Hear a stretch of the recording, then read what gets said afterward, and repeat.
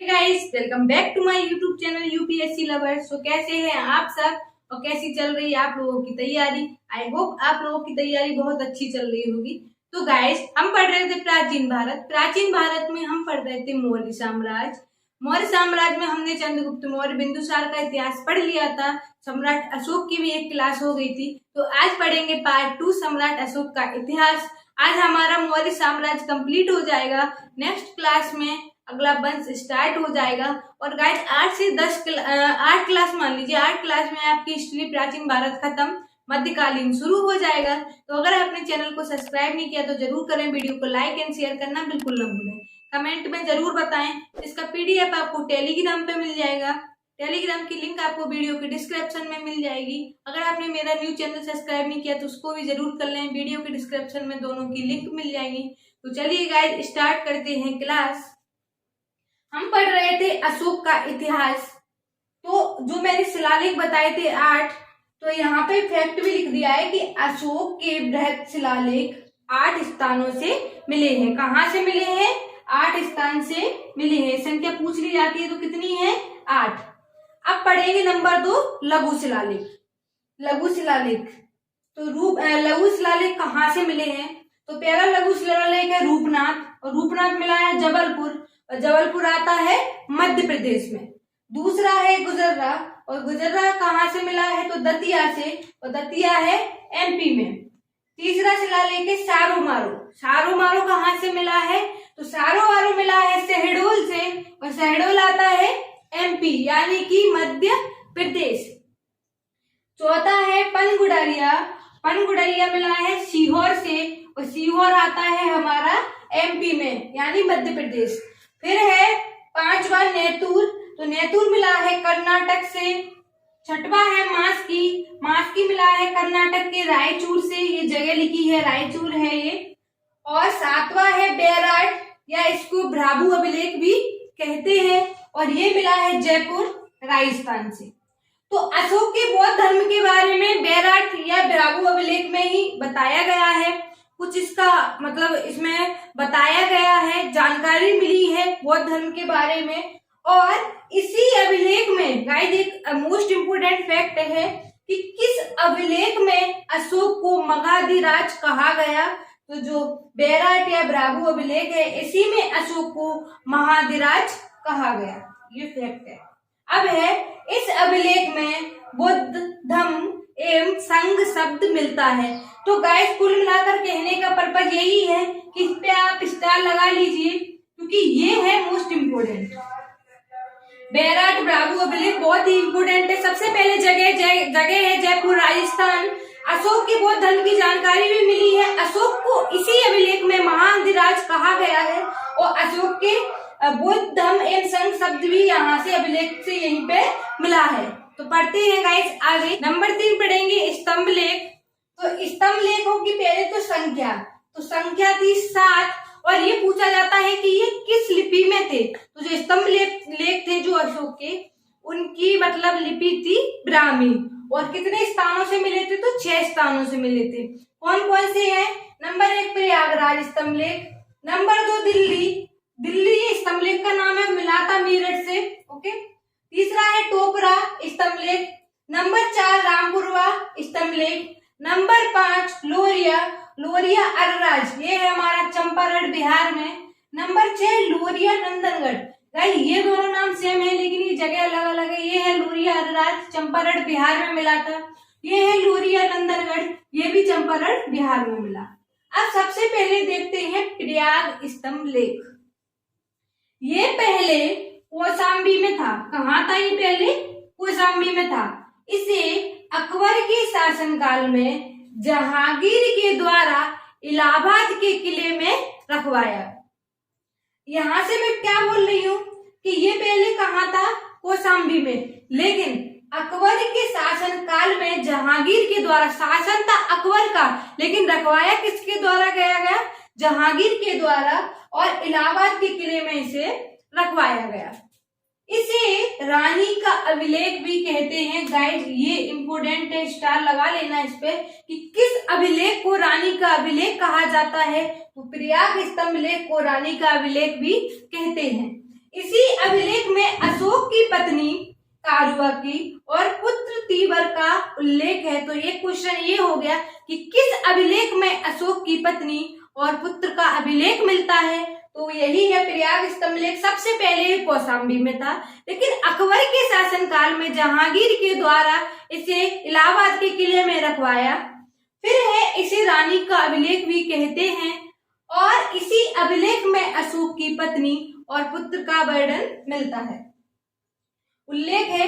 Number 3, बाद में इसी अभिलेख पर मुगल शासक जहांगीर ने अपना लेख उत्कीर्ण किया था। जब अकबर का शासन चल रहा था, सिर्फ जहांगीर ने इसे रखवाया था, लेकिन जैसे ही जहांगीर का शासन आता है, जहांगीर ने इस पर अपना लेख उत्कीर्ण करवाया, यानी अपना लेख लिखवाया। इसी अभिलेख पर गुप्त शासक समुद्रगुप्त ने अपना एक लेख उत्कीर्ण करवाया, जिसे प्रयाग प्रशस्ति कहते हैं। ये आ जाता है गाइस, ये क्वेश्चन आया है। आप घटना चक्र की अगर एमसीक्यूज लगाते हो तो वहां आपको ये क्वेश्चन सेम मिलेगा, या लुसेंट की ऑब्जेक्टिव लगाते हो तो वहां भी आपको ये क्वेश्चन सेम मिलेगा। और हरिशेन के द्वारा जो समुद्रगुप्त का दरबारी था, यानी कि यहाँ पे मैं बता रही, इसको समझा दे रही हूँ इस पॉइंट को, कि इसी अभिलेख पर गुप्त शासक समुद्रगुप्त ने अपना एक लेख उत्कीर्ण करवाया, जिसे प्रयाग प्रशस्ति कहते हैं। ये किसके द्वारा करवाया, किसने किया था, तो ये किया था हरिसेन, और ये थे समुद्रगुप्त के दरबारी। तो गाइज यहाँ पे हमारा प्रयाग स्तंभलेख हो गया कंप्लीट। अब पढ़ेंगे सेकंड, ठीक है। नंबर 2 दिल्ली मेरठ स्तंभलेख। नंबर 1 पढ़ लिया था, पढ़िए। नंबर 2 दिल्ली मेरठ स्तंभलेख। तो इसे फिरोज शाह तुगलक द्वारा दिल्ली लाया था। किसे लाया गया था, फिरोज शाह तुगलक द्वारा दिल्ली मेरठ स्तंभलेख को फिरोज शाह तुगलक द्वारा दिल्ली लाया गया था। नंबर 3 दिल्ली टोपरा स्तंभलेख। तो ये पहले हरियाणा के टोपरा गांव में था, जिसे फिरोज शाह तुगलक द्वारा दिल्ली लाया गया, यानी कि दिल्ली मेरठ स्तंभलेख और दिल्ली टोपरा स्तंभलेख दोनों के दोनों फिरोज शाह तुगलक द्वारा दिल्ली लाए गए थे। एक नोट है, सर्वप्रथम, ये तो मैंने आपको बताया था कि टीपे टेलर ने 1750 में अभिलेख को खोजा था, लेकिन कौन से अभिलेख को खोजा था, तो टीपे टेलर ने 1750 ईस्वी में दिल्ली मेरठ अभिलेख को सर्वप्रथम खोजा था। किसने खोजा था, टीपे टेलर ने।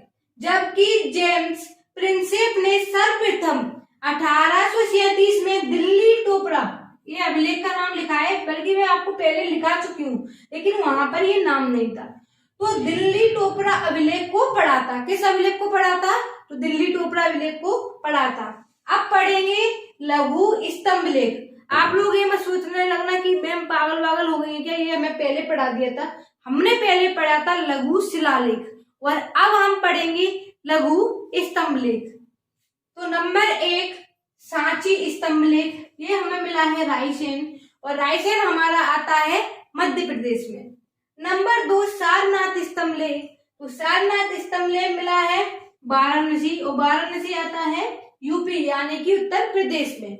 अब ये जो सारनाथ अभिलेख है, इसके कुछ फैक्ट हैं कि अशोक के इसी स्तंभ से भारत का राष्ट्रीय चिन्ह यानी कि सत्यमेव जयते, यहीं से जो आदर्श जो वाक्य है यहीं से लिया गया है। तो क्वेश्चन आ जाता है कि अशोक के किस अभिलेख से भारत का राष्ट्रीय चिन्ह, भारत का आदर्श वाक्य सत्यमेव जयते लिया गया है, तो वो स्तंभलेख है सारनाथ स्तंभलेख।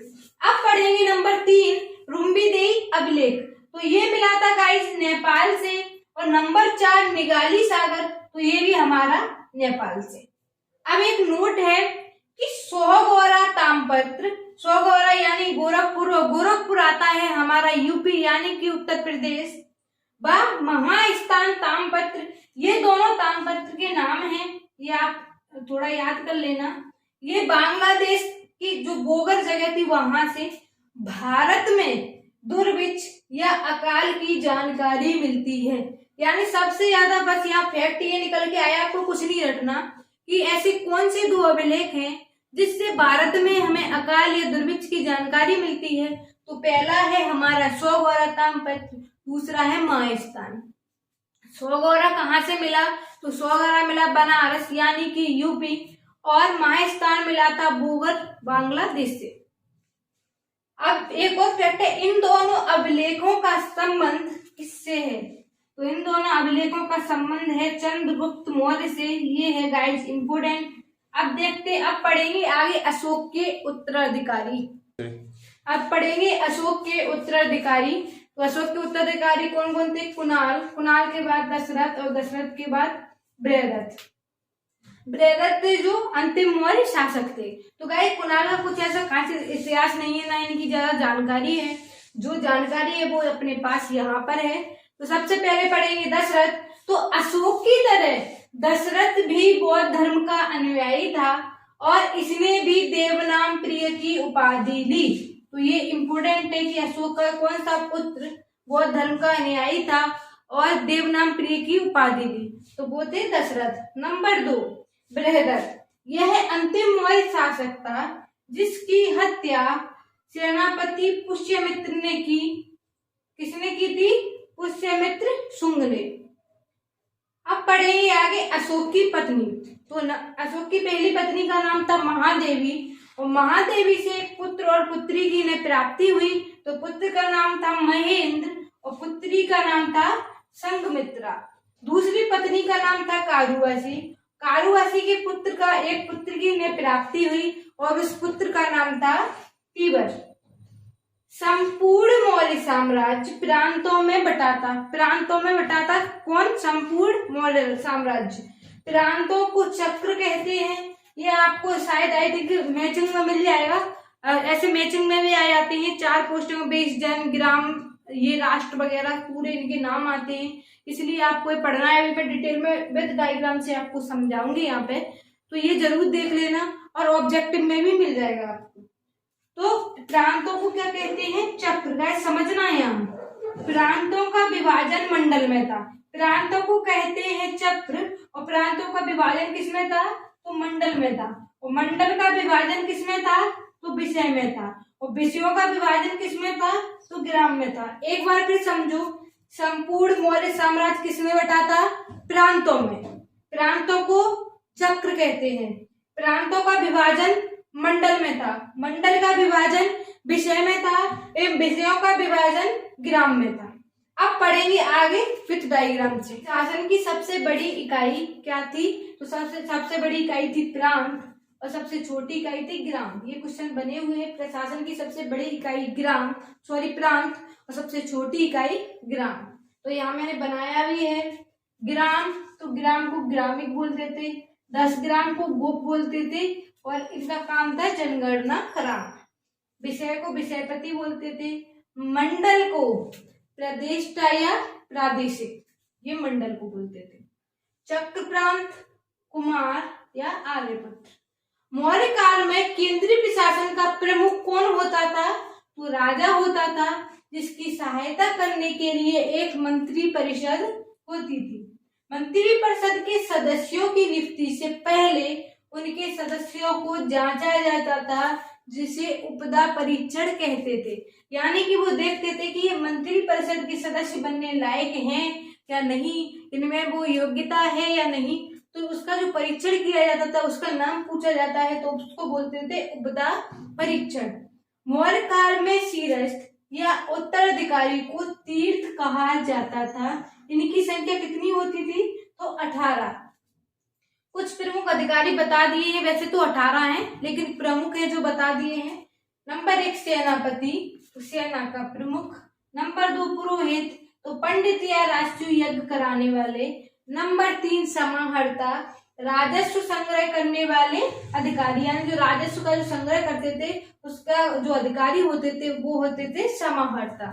नंबर 4 सन्निधाता, राजकीय कोष का अध्यक्ष था, इसे कोषाध्यक्ष भी कहा जाता था। राजकीय कोष मतलब जितना भी धन है, संपत्ति, उसको संभालना, उसका अध्यक्ष होता था, तो उसे बोला जाता था सन्निधाता। नंबर 5 दंडपाल, तो पुलिस का सबसे बड़ा अधिकारी जो होता था उसे बोला जाता था दंडपाल। अब पढ़ेंगे अर्थशास्त्र, जो कि कौटिल्य की, चाणक्य की, उनका एक ही नाम है, बुक थी, पुस्तक जो थी। तो अर्थशास्त्र किसने लिखी थी? चाहे चाणक्य बोल लो, कौटिल्य बोल लो या विष्णुगुप्त बोल लो। राजा का सप्तसांग सिद्धांत दिया इसी पुस्तक में। वो 7 सिद्धांत कौन कौन से थे? सबसे पहले राजा, अमात्य, जनपद, दुर्ग, कोष, दंड और मित्र। लेकिन एक 8वां भी बनाया गया है, लेकिन उसे अलग जोड़ा गया है, उसका नाम है शत्रु। तो शत्रु कौन सा है? 8वां है। वैसे ये 7, शत्रु है 8वां। इसके कुछ अर्थशास्त्र, कुछ और फैक्ट हैं जो आगे देख लेते हैं। चाणक्य के समय ही भारत में अकाल पड़ा था। चाणक्य ने कहा कि दास प्रथा लागू थी। जब इनकी जो बुक आई थी उसमें भी बताया गया है। चाणक्य ने पुलिस को रक्षण कहा और सूत्रों में चाणक्य को आर्य कहा गया है और पुलिस का रक्षण भी चाणक्य को कहा गया है और पुलिस ने भी इन्हें नाम दिया था। मेगास्थनीज ने भारतीय समाज को 7 भागों में विभक्त बताया है। कौन कौन से थे? नंबर 1 दार्शनिक, नंबर 2 सभासद, नंबर 3 किसान, नंबर 4 सैनिक, नंबर 5 निरीक्षक, नंबर 6 अहीर यानी कि पशुपालक और नंबर 7 कारीगर। मतलब इन्होंने बताया है कि भारत का जो समाज है इन्हीं 7 वर्गों में विभक्त था और ये जो काम करने वाले इनको इन्होंने मुख्य रूप से 7 भागों में इन्हीं लोगों का नाम दिया है। मेगास्थनीज के अनुसार भारत में दास प्रथा नहीं थी। चाणक्य ने बोला है कि भारत में दास प्रथा थी जब, लेकिन मेगास्थनीज ने मना किया कि दास प्रथा नहीं थी और ना ही भारत में कभी अकाल पड़ता था, बल्कि इनके समय अकाल पड़ा था, इन्होंने बोला था। और मौर्य साम्राज्य में भी आपने पढ़ा है, लेकिन इन्होंने दावा किया था कि ना तो भारत में अकाल पड़ते थे और ना ही भारत में दास प्रथा लागू थी। अशोक ने मौर्य काल में राज्य की आय का प्रमुख स्रोत क्या था? तो भू राजस्व। इसे जरूर याद कर लेना। जो उपज का कितना था? 1/6 भाग होता था और जिसे क्या कहते थे? जिसे भाग कहते थे। अशोक ने बिहार बराबर की पहाड़ियों पर आजीवक संप्रदाय के लिए कैड, सुदामा, विश्व झोपड़ी एवं चौपाड़ नामक गुफाओं का निर्माण किया। गाइस यहाँ सुनना, अशोक ने बिहार में पहाड़ियों का नाम था बराबर की पहाड़ियां, जगह थी बिहार, और निर्माण करता थे अशोक ने आजीवक संप्रदाय के लिए। कौन थे? बौद्ध धर्म के अनुयायी होते थे, उनके लिए गुफाओं का नाम था सबसे पहले नंबर 1 कैड, नंबर 2 सुदामा, ये गुफाओं के नाम है, नंबर 3 विश्व झोपड़ी और नंबर 4 चौपड़ नामक गुफाओं का निर्माण किया। जगह थी बिहार, पहाड़ी थी बराबर की पहाड़ी, निर्माण करता थे अशोक, शासक था मौर्य साम्राज्य। ठीक है। अशोक के पौत्र दशरथ ने भी नागार्जुन की पहाड़ियों पर गुफाओं का निर्माण कर उन्हें भी आजीवक संप्रदाय को दिया। तो नागार्जुन की पहाड़ियों का निर्माण किसने करवाया? तो दशरथ ने। अब है स्वर्ण। तो सोने के सिक्कों को स्वर्ण कहा जाता था। पढ़ या कासारपढ़ तो चांदी के सिक्के होते थे, वेतन के लिए उपयोग किए जाते थे। और नंबर 3 है मासक, ये माँ है गाइस, या इन्हें बोलते थे काकड़ी, ये थे तांबे के सिक्के। पढ़ते हैं। अशोक ने 84,000 बौद्ध स्तूपों का निर्माण करवाया, जिसमें सांची का स्तूप और सारनाथ का स्तूप प्रमुख है। तो गाइस यहाँ पे आप एक बात याद रखना कि अशोक ने कितने हजार स्तूपों को सबसे ज्यादा इन्हीं ने निर्माण करवाया है। तो बौद्ध स्तूपों का 84,000, जिनमें सांची का स्तूप और सारनाथ का स्तूप प्रमुख है।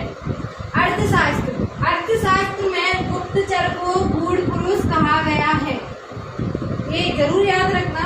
अब गुप्तचर क्या होते थे? तो ये 2 प्रकार के होते थे। एक होता थी संस्था, दूसरा होता था संचार। संस्था जो होती थी जो एक स्थान पर ही कार्य करते थे, और संचार जो होते थे जो स्थान बदल बदल कर कार्य करते, यानी कभी यहाँ कभी वहाँ। गुप्तचर विभाग का प्रमुख महामात्यासक था।